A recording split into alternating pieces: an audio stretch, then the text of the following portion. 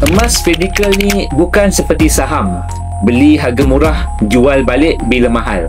Tetapi emas ini lebih kepada simpanan. Jadi tuan-puan, pastikan tuan-puan jual balik emas dalam 3 situasi ini sahaja. Yang pertama, jual emas bila sudah capai matlamat simpanan emas. Contoh, guna emas untuk berkahwin, guna emas untuk menunaikan haji ataupun persaraan.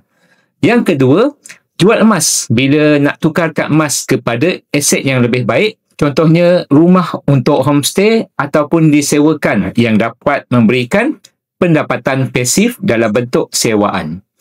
Dan yang ketiga, jual emas dalam keadaan kecemasan.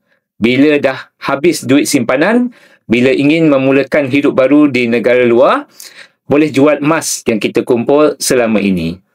Jadi, bagi tuan-puan yang bersedia nak menabung emas bersama Public